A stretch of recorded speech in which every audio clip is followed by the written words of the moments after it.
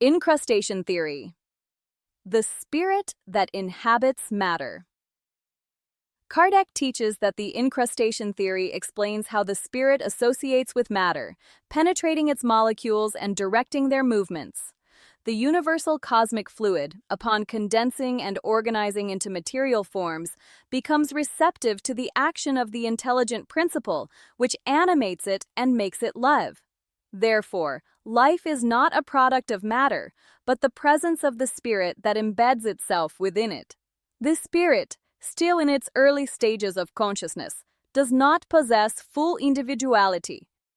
É o princípio inteligente em formação, agindo instintivamente em estruturas vivas, primeiro em formas elementares, então em organismos mais complexos. At each stage of nature, the spirit adjusts, experiments, learns, and evolves. Matter is its field of learning, the laboratory in which divine intelligence molds consciousness.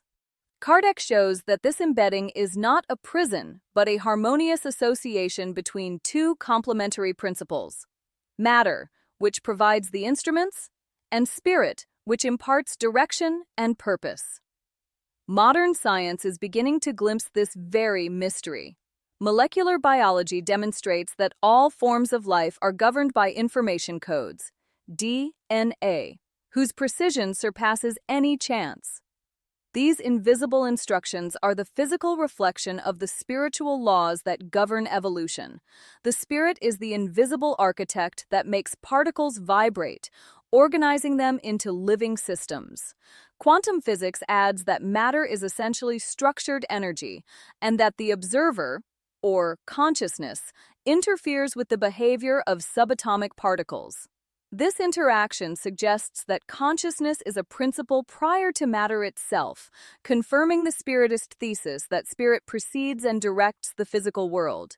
Incrustation, in this context, is the microscopic manifestation of the presence of the spirit at the foundations of the universe.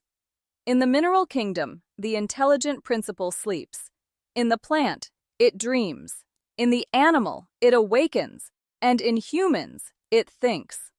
This scale of progression reflects the process of incrustation and liberation of the spirit over millennia. Each step of biological evolution is accompanied by a step of spiritual evolution. The spirit, by mastering matter, gains autonomy until, in the human being, it becomes aware of itself and of God. Kardec explains that the spirit, upon incarnating, does not confuse with matter. It penetrates and directs it, but retains its individuality. Even in primitive organisms, the intelligent principle acts under the influence of divine laws, adapting to the conditions of each environment. Thus, life arises not by chemical coincidence, but by organized spiritual action, which transforms the inert into living, the simple into complex, instinct into reason. Modern neuroscience, when studying the mind and the brain, shows that consciousness cannot be reduced to chemical reactions.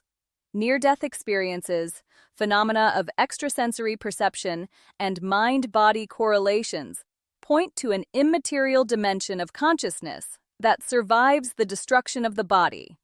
It is the same principle of embedding. The spirit uses the body as a temporary instrument, never confusing itself with it. The embedding process is, therefore, the link that unites heaven and earth, the invisible and the visible. Matter serves the spirit, and the spirit elevates matter, infusing it with meaning and direction. Everything in nature is a continuous act of cooperation. The spirit incarnates to act, and matter spiritualizes by serving. Thus, the theory of embedding reveals the secret of life and consciousness. The universe is a vast field of spiritual experiences, where each molecule vibrates under the influence of divine intelligence. The spirit is everywhere, in the shining stars, in the blooming flowers, and in the man who thinks. If this reflection has brought you understanding of the divine presence in all things, share it. Because understanding the theory of embedding is recognizing that life is the Spirit of God inhabiting matter to transform it into light.